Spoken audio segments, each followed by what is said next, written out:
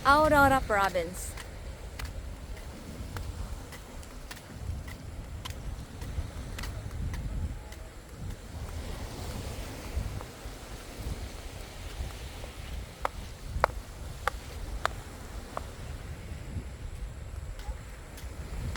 Pumunta lang po ako dito para kumuha ng batong maiuuwi. Yan. At saka isang shell na pwedeng paglipatan ng bahay ng aking mga umang. Pero wala akong nakikita umang dito ah. Balik na tayo.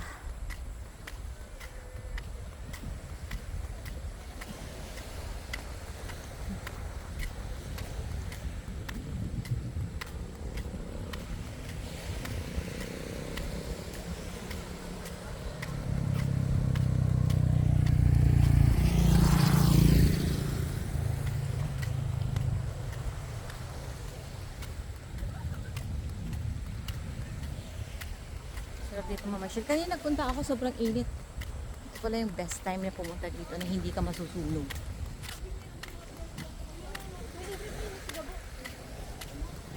Bakit pa? Walang gas yan na check ko. Di ko na natagas.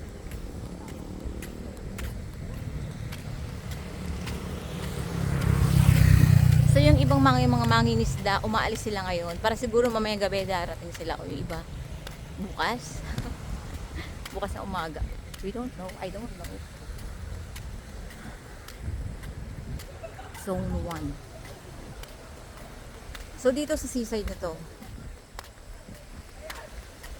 doon, ang daming mga kainan. Ang daming mga nagtatambay doon.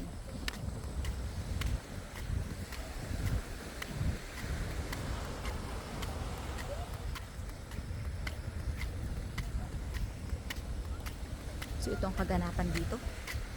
Tuwing hapon dito sa Aurora, dito sa no? Dinanginan ba to? Dinalaing. Ano nga itong lugar to? Kalimutan ko na naman. Napaka-eng-eng ko talaga.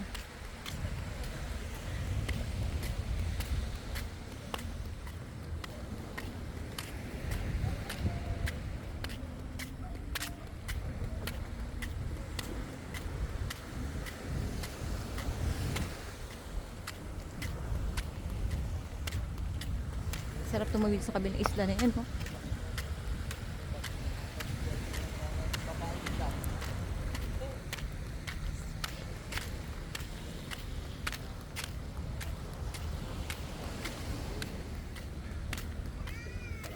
Sarap nga naman magtambay dito.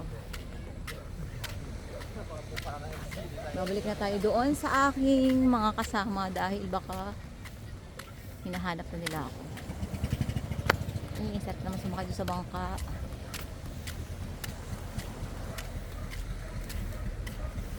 Ay.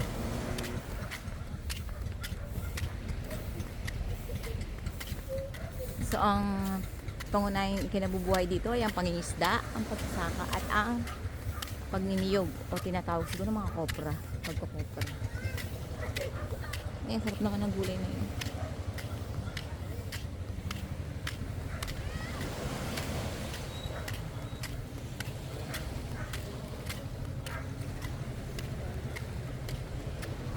So malapit na tayo.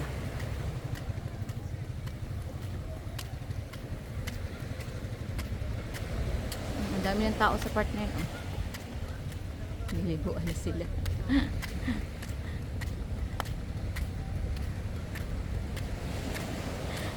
Pagaling na gawin. Ha? Pagaling na... Dito sa eskinita na to, papagandiyan dyan. Andyan yung mga kasama mo. Oo. Saan sila nakatuloy? May inupahan sila dyan ano eh. Bahay. Post muna natin.